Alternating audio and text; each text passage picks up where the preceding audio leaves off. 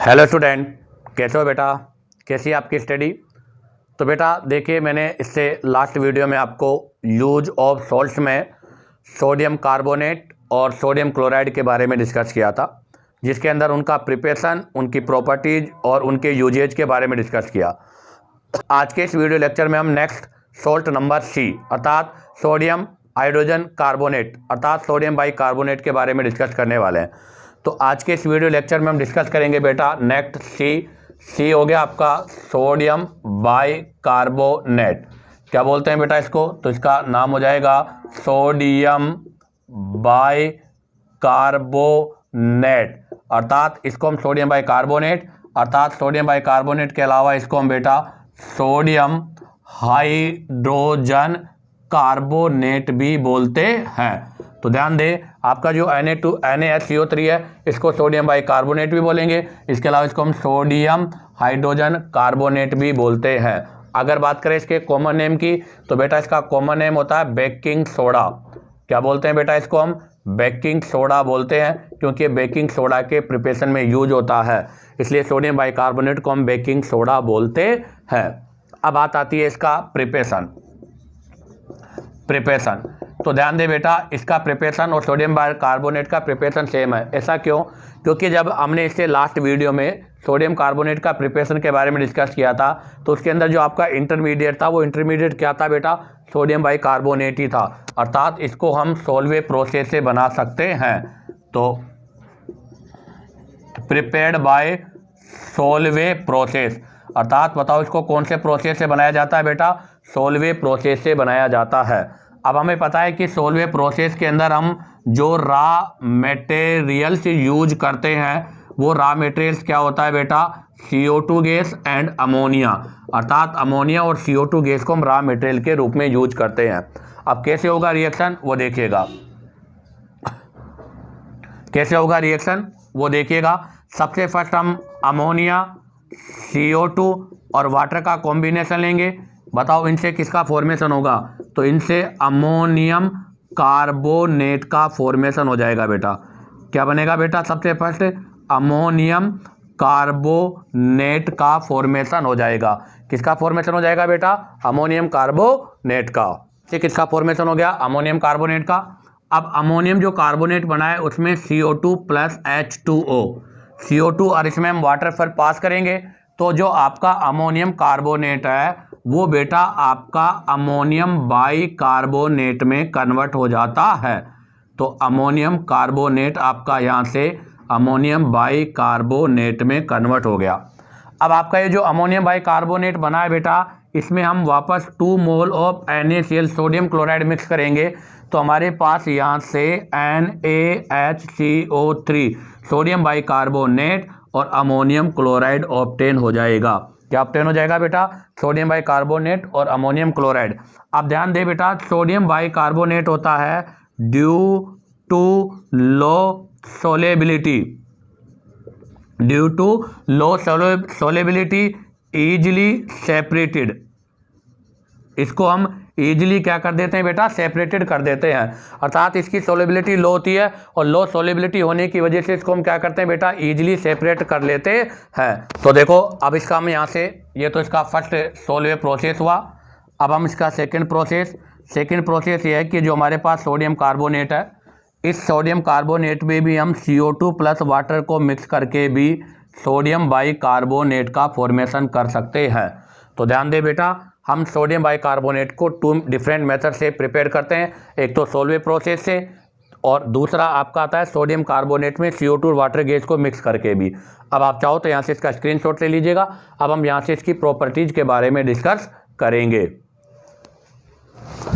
तो बेटा अब हम डिस्कस करेंगे यहाँ से प्रॉपर्टीज ऑफ सोडियम बाइकार्बोनेट। तो अब हम सोडियम बाइकार्बोनेट की प्रॉपर्टीज की बात करें, तो बेटा सोडियम कार्बोनेट और सोडियम बाइकार्बोनेट की फर्स्ट प्रॉपर्टी सेम है, वो वाइट क्रिस्टलाइन पाउडर है और ये भी आपका वाइट क्रिस्टलाइन पाउडर ही होता है। नंबर 2 हमने कहा था it rapidly soluble in water. तो बेटा आपका सोडियम बाइकार्बोनेट भी वाटर में रैपिडली सोलेबल होता है, तो it readily soluble in water. ध्यान दे बेटा, ये भी वाटर में रेडली सोलेबल है and its aqueous solution is alkaline. और बेटा इसका जो एक्वा सॉल्यूशन होता है वो एक्वा सॉल्यूशन भी क्या होता है बेटा, एल्केलाइन होता है। कहने का मतलब यह है कि आपका जो सोडियम बाइकार्बोनेट है अगर उसको हम वाटर में मिक्स कर देते हैं तो हमारे पास यहाँ से जो सॉल्यूशन ऑब्टेन होता है उस सॉल्यूशन का जो पीएच है वो ग्रेटर देन 7 ऑब्टेन होता है।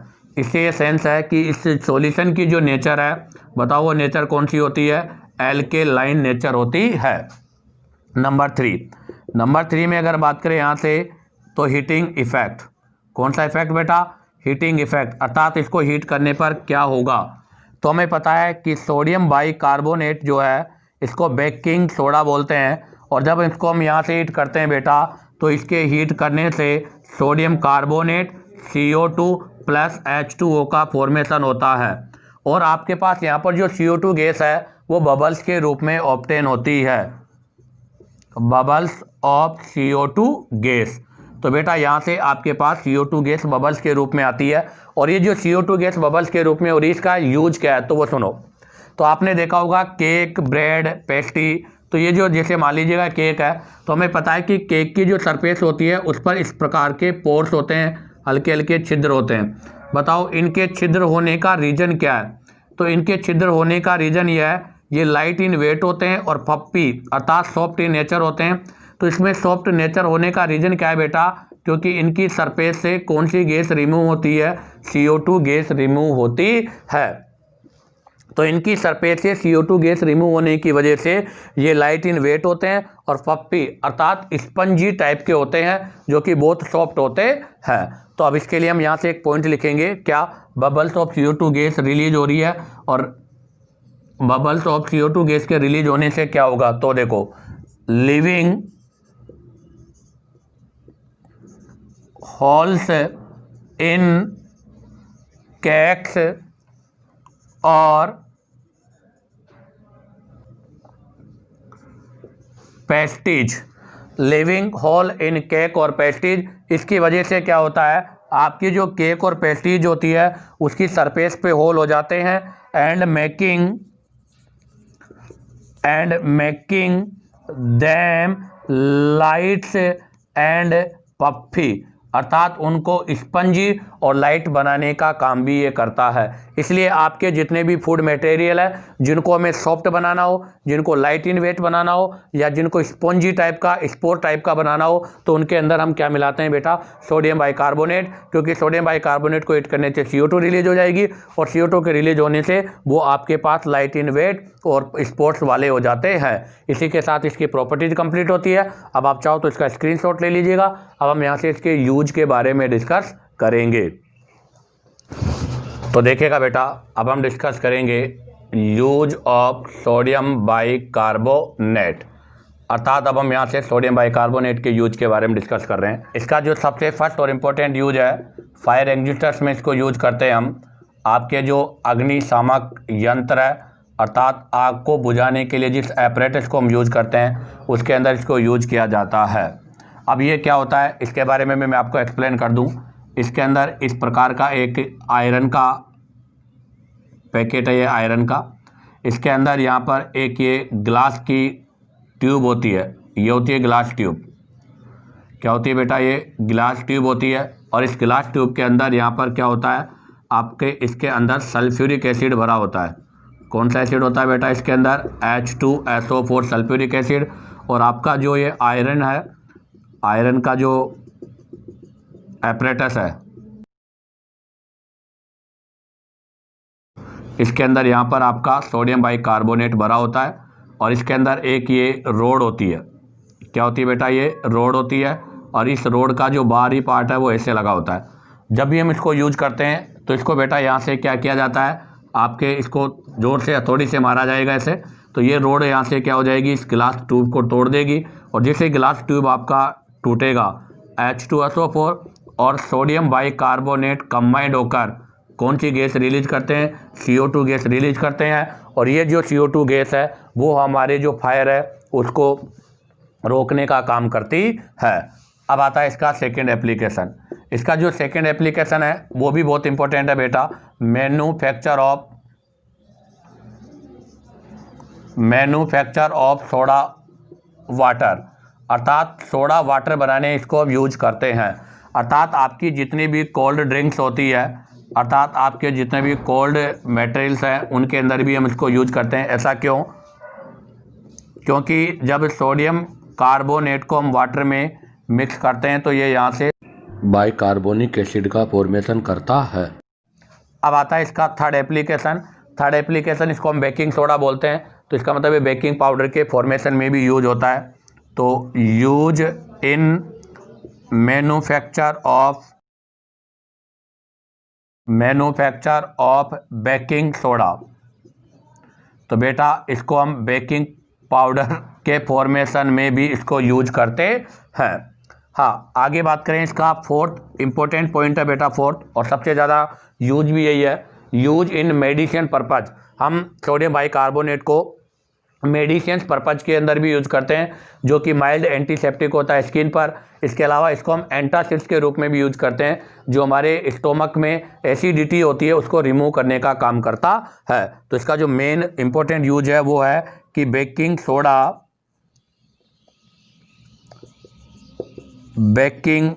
सोडा या जो पाउडर है, baking powder is use in medicines, अर्थात इसको मेडिसिन्स के रूप में यूज करते हैं। अब कहाँ कहाँ यूज करते हैं तो वो देखिएगा। सबसे फर्स्ट है mild antiseptic for skin infection. हमारी जो स्किन की इन्फेक्शन है उसके ऊपर ये माइल्ड एंटीसेप्टिक के रूप में यूज करते हैं। अर्थात हमारी बॉडी पर जो हम पाउडर्स यूज करते हैं उसके अंदर भी हम सोडियम बाइकार्बोनेट को यूज करते हैं। दूसरा इसका इंपॉर्टेंट यूज है एंटासिड्स के रूप में। एंटासिड्स का मतलब होता है बेटा to remove acidity of stomach, अर्थात हमारे स्टोमक में जो एसिडिटी होती है उसको ये रिमूव करता है। कैसे रिमूव करता है? तो हमें पता है कि हमारे पेट के अंदर, स्टोमक के अंदर क्या है? एसिड है, और ये जो आपका सोडियम बाइकार्बोनेट होता है वो बेस है। तो एसिड बेस रिएक्शन करके बताइएगा क्या हो जाएगा? न्यूट्रलाइज हो जाएगा बेटा। और न्यूट्रलाइज होने से हमें क्या होता है? एंटासिड से रिलीफ होता है। तो इसके लिए हम यहाँ से क्या लिखेंगे? ये क्या करेगा बेटा? तो ये करेगा neutralise excess acid present in stomach, अर्थात हमारे स्टोमक में जो एक्स्ट्रा आपका जो एसिड है, जो एक्सेसिव एसिड है, उसको न्यूट्रलाइज कर देता है। इससे हमें क्या होता है? एसिडिटी से रिलीफ ऑब्टेन होता है। इसी के साथ ये आपका सोडियम बाइकार्बोनेट के यूज भी कंप्लीट होते हैं। अब आप चाहो तो यहाँ से इसका स्क्रीनशॉट ले लीजिएगा। अब हम अब हम इसके बाद में जो नेक्स्ट पॉइंट है वो जिप्सम के बारे में डिस्कस करेंगे। तो देखिएगा बेटा, अब हम डिस्कस करेंगे पॉइंट नंबर डी, और पॉइंट नंबर डी में हम यूज करने जा रहे हैं CaSO4। क्या यूज करेंगे बेटा? CaSO4। CaSO4 का मतलब क्या हो गया? इसको बोलते हैं हम कैल्शियम सल्फेट। क्या बोलते हैं बेटा इसको हम? Calcium sulphate. CaSO4 calcium sulphate. और कैल्शियम सल्फेट जो होता है वो भी बेटा आपके हाइड्रेट फॉर्म में होता है, अर्थात CaSO4.2H2O। इसको बोलते हैं hydrated calcium sulphate, hydrate calcium sulphate. क्या बोलते हैं बेटा इसको? Hydrate calcium sulphate. और ध्यान दे बेटा, हाइड्रेट कैल्शियम सल्फेट है और इसमें वाटर मॉलिक्यूल 2 है। तो जब वाटर मॉलिक्यूल 10 था तो अपने बोला डेकाहाइड्रेट, यहाँ पर 2 है, 2 के लिए इसको क्या बोल देंगे? डाईहाइड्रेट। क्या बोल देंगे इसको हम? डाईहाइड्रेट। और बेटा ये जो CaSO4.2H2 है, अर्थात हाइड्रेट कैल्शियम सल्फेट होता है, इसको हम जिप्सम भी बोलते हैं। क्या बोलते हैं इसको हम? जिप्सम। क्या बोलते हैं बेटा इसको हम? जिप्सम भी बोलते हैं। हाँ, रही बात इसकी प्रॉपर्टीज, तो प्रॉपर्टीज में अगर बात करें तो ये पाउडर टाइप आपका पाउडर है, क्रिस्टलाइन पाउडर, क्रिस्टलाइन पाउडर है बेटा ये। और यूज की अगर मैं इसकी मैं बात करूं तो इसका जो हम यूज करते हैं, अर्थात ये कंपोजिशन ऑफ सीमेंट, आप जानते हो सीमेंट को बनाने के लिए हम जिप्सम को यूज करते हैं। तो हम क्या लिखेंगे, तो it is the composition of cement. ध्यान रखना बेटा, ये सीमेंट का कंपोजिशन है, अर्थात सीमेंट को बनाने के लिए इसको हम यूज करते हैं। इसी के साथ आपका ये कैल्शियम सल्फेट अर्थात जिप्सम का पोर्शन भी कंप्लीट होता है। अब डिस्कस करेंगे हम यहाँ से नेक्स्ट पॉइंट नंबर ई, और ई में आपका आता है CaSO4 डॉट हाफ H2O। क्या बेटा, CaSO4 डॉट हाफ H2O, और इसको बोलते हैं क्या, प्लास्टर ऑफ पेरिस। क्या बोलते हैं बेटा इसको, पॉप, POP, पॉप है, और इसकी फुल फॉर्म है प्लास्टर ऑफ पेरिस। तो इसको हम पॉप, प्लास्टर ऑफ पेरिस बोलते हैं। अब आप देखो इसका फॉर्मूला क्या होता है, POP, पॉप या प्लास्टर ऑफ पेरिस। इसको हम लिखते हैं कैसे, CaSO4 डॉट हाफ H2O भी है। इसके अलावा इसका फॉर्मूला अगर हम लिखना चाहे तो CaSO4 होल ट्वाइज 2H2O, ऐसे भी इसको हम लिख सकते हैं। दोनों इसके फॉर्मूले हैं। और देखो आप, अभी हमने लिखा CaSO4 डॉट 2H2O, अर्थात यहाँ पर वाटर मोलिक्यूल्स वहाँ पर 2 हैं, यहाँ पर 1 है, इसका हाफ है, इसलिए इसको हम क्या बोलते हैं, हेमीहाइड्रेट ऑफ जिप्सम या कैल्शियम सल्फेट, अर्थात ये जिप्सम का क्या है, हेमीहाइड्रेट है। तो इसलिए इसको हम क्या बोलेंगे बेटा, कैल्शियम सल्फेट हेमीहाइड्रेट। क्या बोलते हैं बेटा इसको, कैल्शियम सल्फेट हेमीहाइड्रेट, अर्थात कैल्शियम सल्फेट है उसका हेमीहाइड्रेट, या इसको हम ऐसे भी बोल सकते हैं, हेमीहाइड्रेट ऑफ जिप्सम। क्योंकि आप देखो जिप्सम CaSO4 डॉट 2H2O, इसमें वाटर मॉलिक्यूल 2 है, यहाँ पर वाटर मॉलिक्यूल 1 है, इसका मतलब क्या हुआ, इसके जस्ट हाफ मॉलिक्यूल है। अगर हाफ मॉलिक्यूल है तो इसको हम क्या बोलेंगे, हेमीहाइड्रेट ऑफ जिप्सम। तो ध्यान रखना, POP, प्लास्टर ऑफ पेरिस, जिसका फॉर्मूला CaSO4 डॉट 1/2H2 भी है, CaSO4 होल ट्वाइज 2H2O भी है। इसको कैल्शियम सल्फेट हेमीहाइड्रेट भी बोलते हैं, अर्थात इसको हम हेमीहाइड्रेट ऑफ जिप्सम भी बोलते हैं। अब आप यहाँ से इसका स्क्रीनशॉट लीजिएगा। अब हम यहाँ से प्लास्टर ऑफ पेरिस की GMP, इसकी प्रॉपर्टीज और इसके यूज के बारे में डिस्कस करेंगे। तो देखिएगा बेटा, अब हम डिस्कस करेंगे preparation of POP, plaster of Paris का प्रिपरेशन, अर्थात प्लास्टर ऑफ पेरिस को कैसे बनाया जाता है। तो सिंपल सी बात है कि आपका जो जिप्सम है, उस जिप्सम को हीट करके हम प्लास्टर ऑफ पेरिस को बनाते हैं। तो देखो CaSO4 डॉट 2H2O कहते हैं क्या, जिप्सम।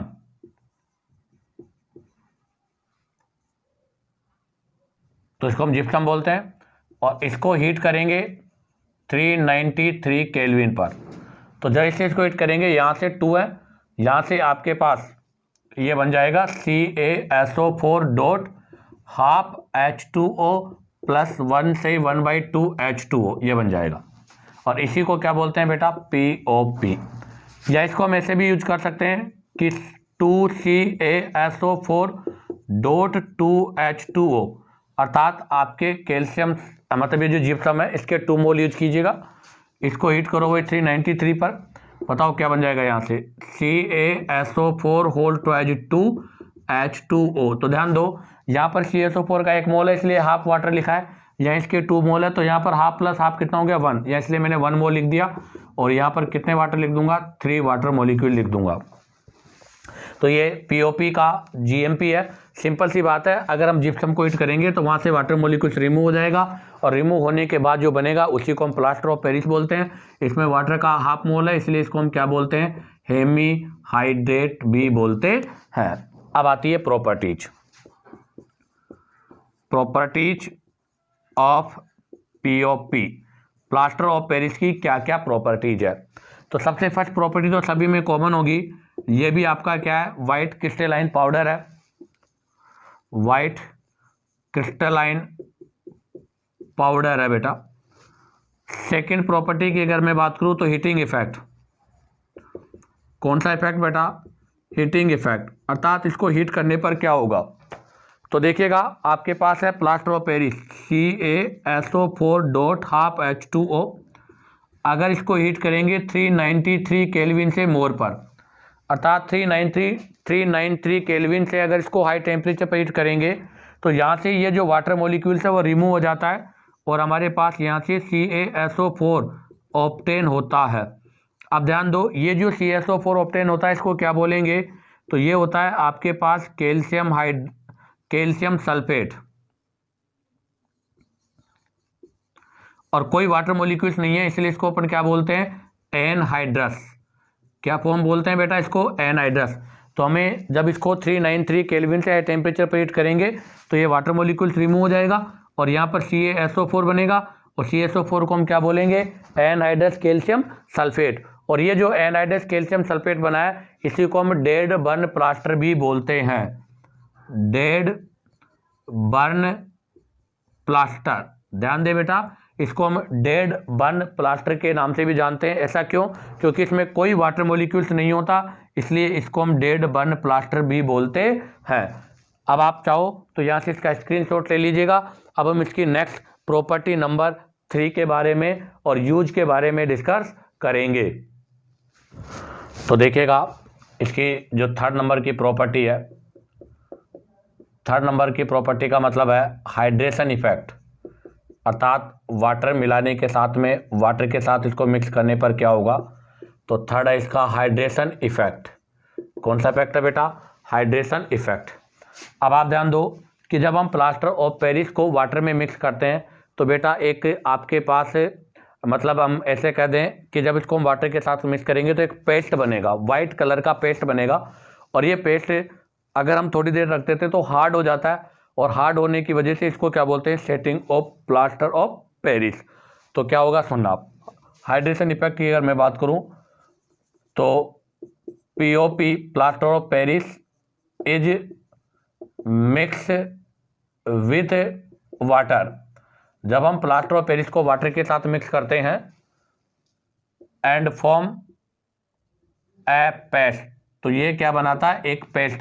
अर्थात हम ऐसे कह दें कि जैसे मान लीजिएगा ये कोई बर्तन है और इस बर्तन में आपके पास ये प्लास्टर ऑफ पेरिस है, POP। क्या है बेटा? ये POP है और इस POP पे जब हम वाटर मिलाते हैं और जब इसको मिक्स करते हैं तो यहाँ से इससे पेस्ट लुगदी टाइप का, जैसे अपना पेस्ट आता है ना, वैसा एक सेमी सॉलिड फॉर्म ऑब्टेन होगी। और ये जो सेमी सॉलिड फॉर्म है, इस सेमी सॉलिड फॉर्म को हम क्या बोलते हैं? पेस्ट। और ये जो पेस्ट फॉर्म बनी है यही पेस्ट फॉर्म क्या कहलाती है? Setting of plaster of Paris. तो POP is mix with water and form A paste which set into hard mass, जो धीरे धीरे क्या हो जाता है? हार्ड मास, अर्थात कठोर बन जाता है। और ये जो हार्ड मास बन रहा है इसे ही हम क्या बोलते हैं? Is called setting of plaster of Paris. Setting of plaster of Paris, अर्थात इसे ही हम प्लास्टर ऑफ पेरिस का सेटिंग अर्थात जमाव भी बोलते हैं। कहने का मतलब जो प्लास्टर ऑफ पेरिस को जब हम यूज करते हैं बेटा तो इसमें वाटर डालते हैं, वाटर डालकर इसका पेस्ट बनाते हैं और इस पेस्ट को जिस भी जगह पर लगाना होता है वहाँ पर लगाकर इसको छोड़ देते हैं। थोड़ी देर जब इसको छोड़ देते हैं तो आफ्टर सम टाइम ये क्या हो जाता है? हार्ड मास में कन्वर्ट हो जाता है और इस हार्ड मास में कन्वर्ट होने की प्रोसेस को हम क्या बोलते हैं बेटा? Setting of plaster of Paris. तो ये इसका थर्ड नंबर का फिजिकल प्रॉपर्टी थी, इसकी प्रॉपर्टी थी। अब हम यहाँ से ये बात करेंगे use of plaster of Paris, अर्थात आपके जो प्लास्टर ऑफ पेरिस है इस प्लास्टर ऑफ पेरिस के यूज क्या हैं, अर्थात इसको हम कहाँ पर यूज करते हैं। तो देखो इसका सबसे इम्पोर्टेंट यूज है, आपको पता है जब हमारे कोई भी बोन में फ्रैक्चर हो जाता है या बोन क्रैक हो जाती है तो उस समय हम उस पर प्लास्टर चढ़ाते हैं। तो जो प्लास्टर है ये प्लास्टर POP का ही बना होता है, अर्थात प्लास्टर ऑफ पेरिस का ही बना होता है। इसके अलावा अगर हम बात करें तो आपके फायर प्रूफ मटेरियल, आपको पता है कि आपके पास बहुत सारे ऐसे इंस्ट्रूमेंट हैं जिनमें हाई टेम्परेचर की रिक्वायर्ड होती है बहुत सारे प्रोसेस में। अब इतने टेम्परेचर पर हम उसके पास नहीं रह सकते तो उसको क्या किया जाता है? चारों तरफ उस पर प्लास्टर ऑफ पेरिस की कोटिंग की जाती है और उसे फायर प्रूफ बनाया जाता है। तो फायर प्रूफ मटेरियल बनाने में हमारी हड्डी जो बोन, ये जो हमारी बोन है उस पर जब फ्रैक्चर हो जाता है तो उस फ्रैक्चर पर भी हम इसको क्या करते हैं, यूज करते हैं। तो देखो इसका सबसे फर्स्ट यूज क्या होगा, तो सबसे फर्स्ट हम यूज लिखेंगे इसके अंदर क्या, मेकिंग फायर प्रूफिंग मटेरियल्स। तो ध्यान रखना, सबसे first making fire proofing materials. कहने का मतलब आपके जो इंडस्ट्रीज होती है उस इंडस्ट्रीज में ऐसे बहुत सारे आपके इंस्ट्रूमेंट है जिनके अंदर हम हाई टेम्परेचर पर मटेरियल को हीट करते हैं। तो इनके अराउंड यहाँ पर चारों तरफ ऐसे, इसके अराउंड चारों तरफ हम पीओपी प्लास्टर ऑफ पेरिस का क्या करते हैं, लेपिंग करते हैं। और इस प्लास्टर ऑफ पेरिस की लेपिंग की वजह से क्या करता है, ये जो फायर होती है, आपकी जो आग है, इसका क्या होता है, अंदर के अंदर ये कैप्चर कर लेता है। इससे जो हीट है, इस हीट को बाहर ये रिलीज नहीं होने देता और नो हीट रिलीज। इस वजह से इसके अराउंड व्यक्ति आराम से रह भी सकता है और वर्क भी कर सकता है। अब आता है नंबर 2। नंबर 2 में भी मैंने कहा था हमारी हड्डी पे अगर कोई फ्रैक्चर हो या बोन है, तो हमारी जो बोन है उसमें कोई फ्रैक्चर है तो उसके लिए भी हम इसको यूज करते हैं। तो दूसरा आ जाएगा इसमें सेटिंग ब्रोकन एंड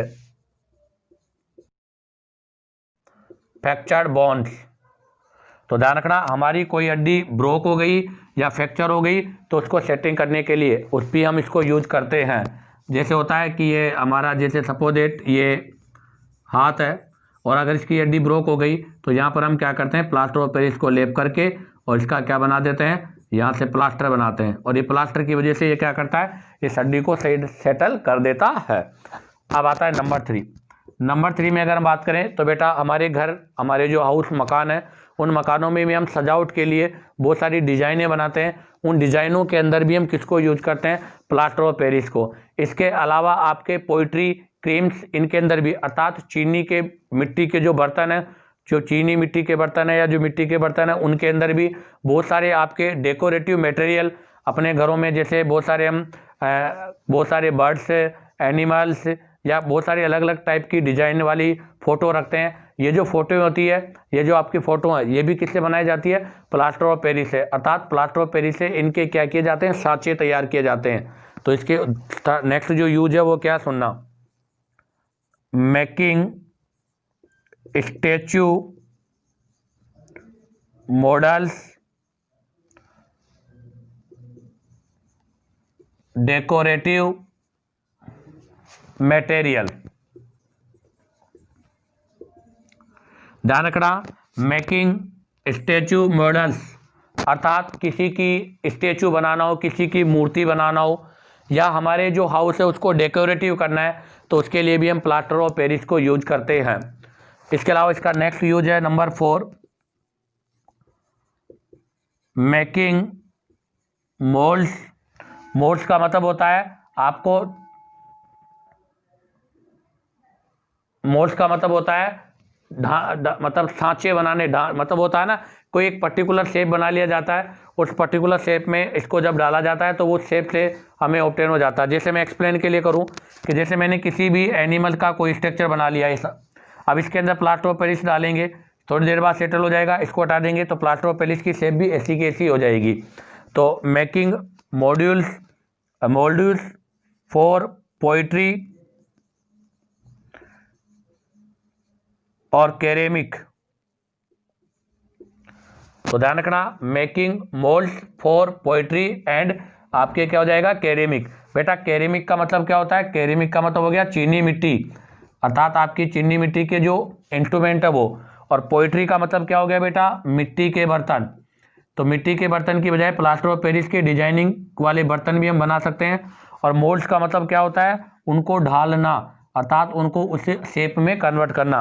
अर्थात इसके अंदर क्या करते हैं, प्लास्टर ऑफ पेरिस को हम बहुत सारे डिफरेंट साइज के सांचे होते हैं, अर्थात एक हम ये कह सकते हैं एक रेगुलर शेप होती है, उसके अंदर इनको डालकर मिट्टी के बर्तन, कोई से भी चीनी की मिट्टी बर्तन, किसी भी टाइप की शेप में इसको कन्वर्ट कर सकते हैं। इसी के साथ ये आपके प्लास्टर ऑफ पेरिस के यूज भी कंप्लीट होते हैं। और इसी के साथ बेटा आपका ये पॉइंट नंबर 4 भी कंप्लीट होता है।